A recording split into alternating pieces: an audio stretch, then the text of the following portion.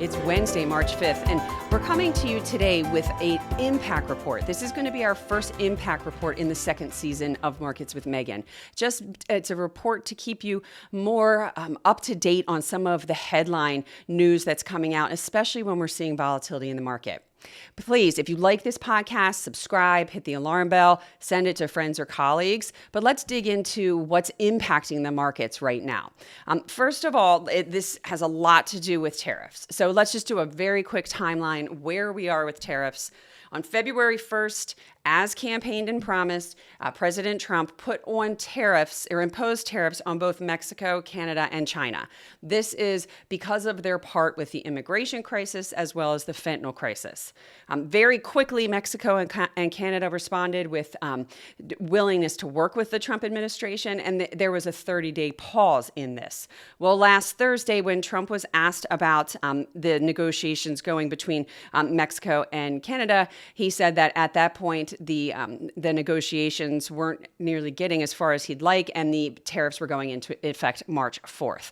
So now here we are, and the markets have been crazy for the past few days. Volatility has surged, and where we are from the tariff perspective is that Mexico has, instead of implementing retaliatory tariffs, has said we'll have a call with Trump before we go forward with any retaliatory tariffs. Canada slapped yesterday with retaliatory tariffs, and the market didn't like this.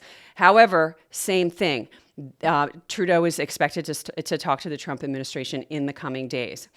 China announced tariffs on agricultural goods that would start next week. So what's a little bit interesting here is some of these retaliatory tariffs. So Canada, for example, they said that they would start now with a small portion, but then the rest of it would go into effect later this month. So they're almost giving themselves a little leeway as well to try and push some of these negotiations forward.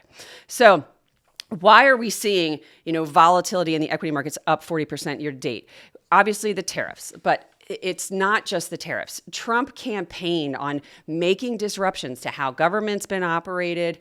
We've seen that with the DOJ committee, and he was very adamant about laying the line when it comes to from the tariff perspective. So we knew he'd be a disruptor. I think what's surprising investors and causing the volatility is just at the speed at which that he is implementing so many changes.